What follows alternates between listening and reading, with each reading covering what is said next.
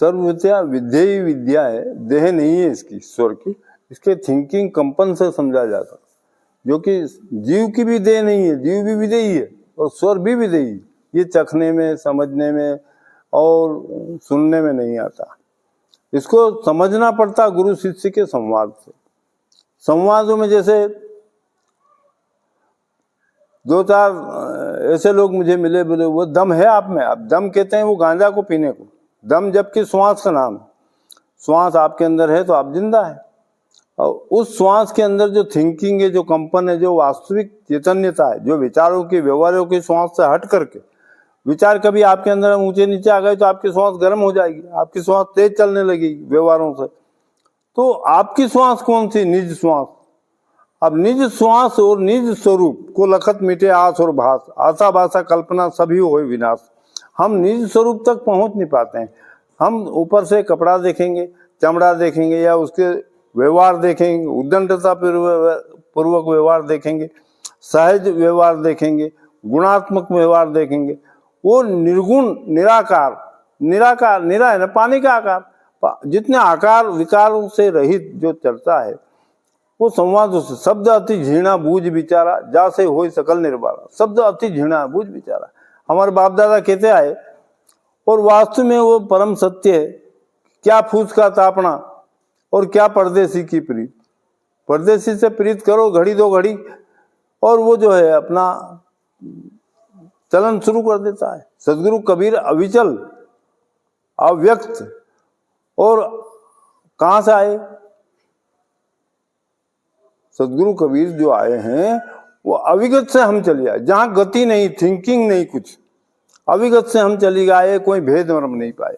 अविगत से साहब आए, जहां गति शून्य, जो गति में नापा नहीं जा सकता, जिसको हम जो हर वक्त वर्तमान है, वहां मौजूद सतपुरुष कबीर अपनी विचारधारा को व्यक्त करते हैं और गुरु शिष्य को अपने समान बनाकर समझाते हैं। ऐसा नहीं कि आप की विचारधारा पदार्थ नहीं समझती, तत्व नहीं समझती।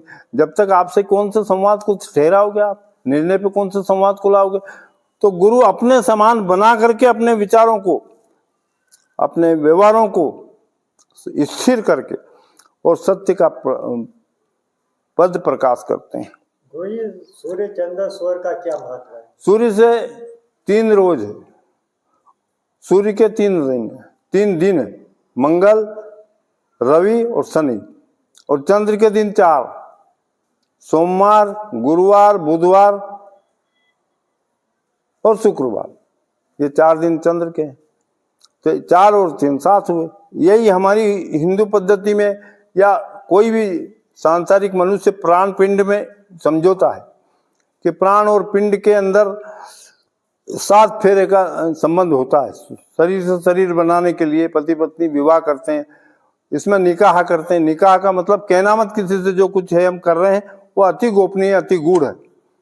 निकाह का अर्थ यही, कहना नहीं किसी से। निकाह जो जुबान पे लाना ही नहीं किसी को, उसको समझना है। कान सुनन की है नहीं, समझन सरी की बात।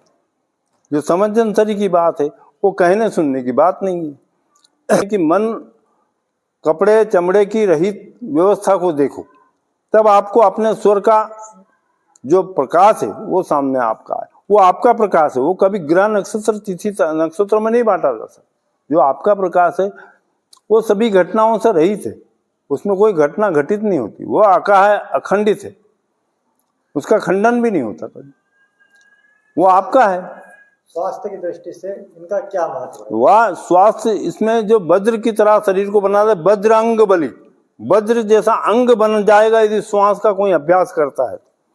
श्वास का सोहंग से या अकह से जोड़ता है, जो अकंप से जोड़ता है, वो शरीर को वज्र के समान बना लेता है।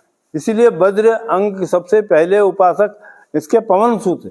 पवन में से जैसे अपन रुई में से जैसे धागा बनाते हैं, ऐसे पवन का श्वास धीरे से उठा करके अपने 5 तत्व को समझ करके उनसे रहित जगह जाना है, अखंड जगह जाना है। इसका अभ्यास कैसे किया जाना चाहिए? स्वर आपके साथ है, श्वास, कहीं किसी से कुछ उधार नहीं लेना है।